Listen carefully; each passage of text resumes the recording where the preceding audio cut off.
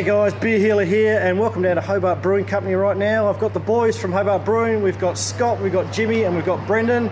Now this afternoon you can't see, we've got food trucks over the back here set up for a big Friday night. They're going to have patrons spilling out of these doors later on. And behind us over here, you may hear them doing their sound check, is going to be the Tasmanian Symphony Orchestra for tonight. So I've got a question for you, how are the stress levels? Pretty high today, but now we've got a beer in the hand. It's time to relax and delicious. Enjoy a frothy. Sensational. Yeah. Who wants to take the ownership for the beer and the idea around bringing the Eisbock to life? Well, that was one of those things that happens on a Friday afternoon, not unlike now. You know, where you're sitting around having shift beers and it was a cold night and the fire was going outside here, so we were standing around the fire enjoying beers and the smoked apple bock, which is the base beer for the Eisbock, was in fermenter lagering. It spends 4 weeks in fermenter conditioning. And we just started thinking, is there anything else we could do with the smoked apple bock? And you know, you'd always heard this German folklore of this beer called an Eisbock, where a German tavern keeper left a couple of casks outside, snowed that night, got covered up, he forgot about them, and found them a few weeks later and discovered that they were partially frozen. And when he went to see if he could salvage them, he was greatly surprised at what came out. So I thought, I wonder if there's a way that we could put that in practice. And there were some other, I guess, working neighbors around the fire that overheard this story. And it sort of came up, we can help. What temperature do you need to get it down to? And so we started a chat with a friendly neighbor, and yeah. You've got to love Tasmania. Small community, everybody wants to be in on these sorts of things. Fantastic. So explain the whole science behind the Eisbock and how you create a stronger ABV beer from what originally starts off at a different percentage.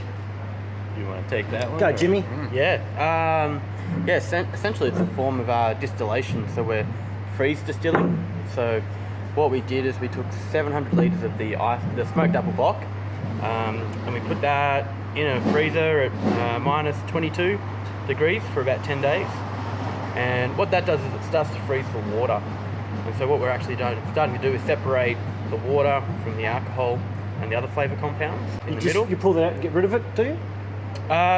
We weren't sure how we were going to get it out. Yeah, and that's the funny thing about it, because it's one of those things where we'll take it one step at a time because we don't know what's going to happen. Yeah.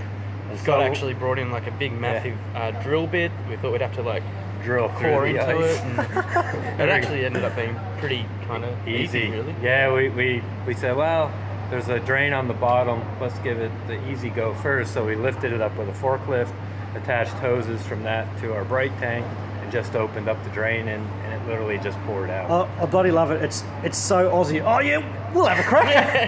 we can do that. Sure, whatever. They just kept warning me. They said, look, this may not work, so just, don't get too excited. Let's just wait and see. We had no idea what the alcohol was going to end up with either. We drew off some of the first stuff and had a taste of that, and that was like, whoa, that was like pure whiskey. As that ice block defrosted, it started to water down some of the alcohol that was there. Yep. And so we sort of kept going until we got to a point where we were really happy with the flavour. We had a good amount of volume. So we got, out of 700 litres, we got 200 litres. So yeah, we just kept going until we got it to a nice spot. And our original, it was Willie Smith's who we get the apple juice from, and another they also great Tasmanian company. Yeah, they jumped in to help us out as well. Yeah, so they measured the alcohol content Yep. while sampling as well. And, oh, nice. Happy days. So, effectively, this process that you've been through is similar to what they do to try and make the strongest beer in the world, isn't it? Remember the guys from Brewdog had a crack and they did something similar, didn't they? That's it. So my question for you is, are you going to go for the record? 28. I doubt it. Come on. You got to aim high, don't you? We suspect that it's probably not that hardcore. It's 16%. We suspect it's probably the strongest commercially brewed beer in Tassie.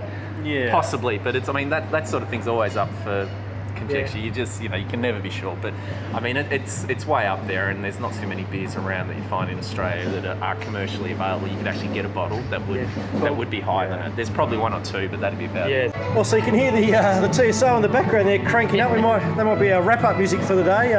Really enjoyed having a chat with you guys today. It's nice to hear the brewer's point of view on the beers. As I said to you off camera, I don't have the greatest palate in the world, and sometimes what I say about beers isn't what everybody thinks. So it's great to hear the opinions of the guys that make the beers and are so proud of what they're producing, because what you guys are doing down here is absolutely fantastic.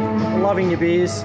And it's going from strength to strength, and I cannot wait to see those cans come out around Christmas time. So Thanks very much for your time today, guys, and all the best for the future. So Thanks heaps. cheers. Cheers, mate. Good on you. Cheers, guys.